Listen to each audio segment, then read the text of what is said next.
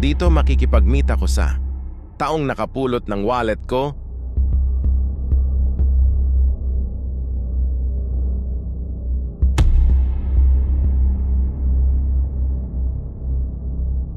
Aminado akong naging burara ako sa part na wala ang wallet ko.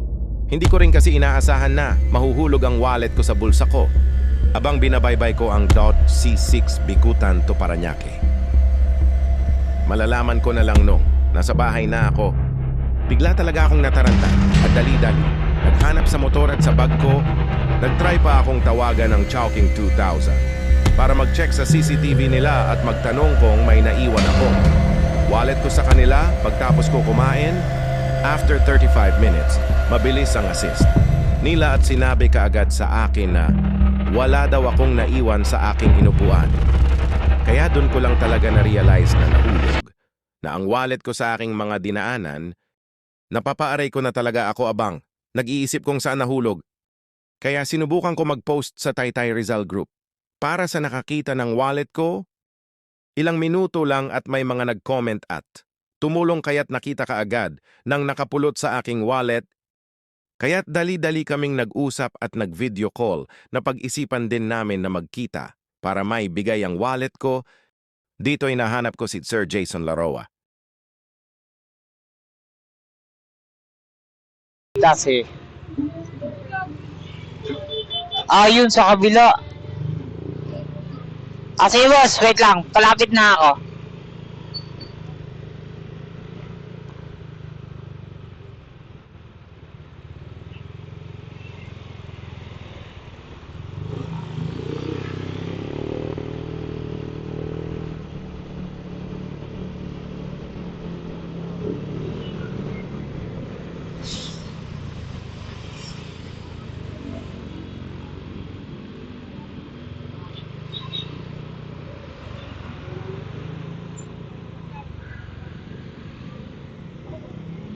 Ito yata. Ayun, kita na ako. Ito. Boss! Ako po. Ayun. Nakakita kanina eh, hindi ka tumigil. Hindi ko rin na ano talaga eh. Bis na natakbo mo kanina sa atin. Kaya nga eh, boss. Jerry.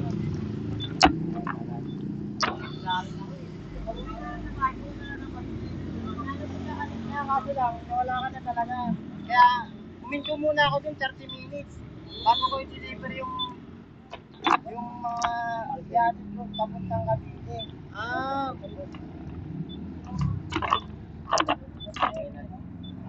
Jerry, bigyan ka ako. Ang sinusukan mo nga ba sa? Ating pa ako nito eh.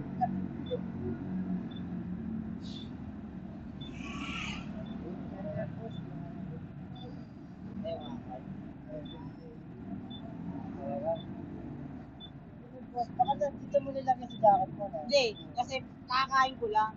Eh, di ko na, nilagay ko lang dito sa bulsa ko. Eh, pagpupo ko siguro, di ko na ilagay ng maayos. Kasi kakain ko lang. Sa likod, yung bulsa sa likod. Yung nangyari. Tayo boss, nakalawa, pag-isipan ako kasama ng mga video din tayo.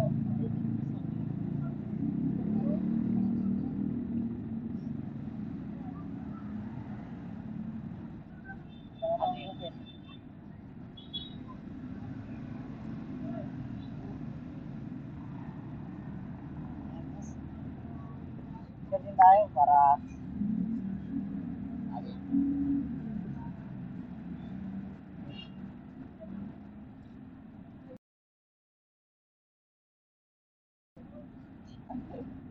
ay boss, ito na para sa istobo kayo.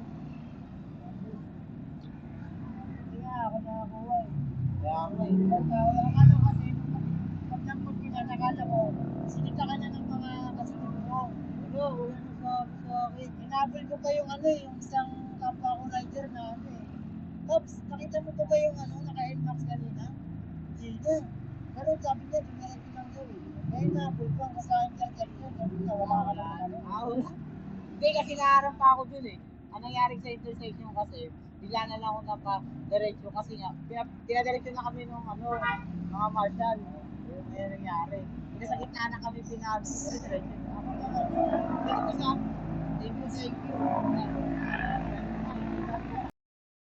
Ito yung mga taong nakaka-proud na lumalaban pa rin ng patas kahit gipet or walang-wala na sila patuloy, pa rin gumagawa ng tama.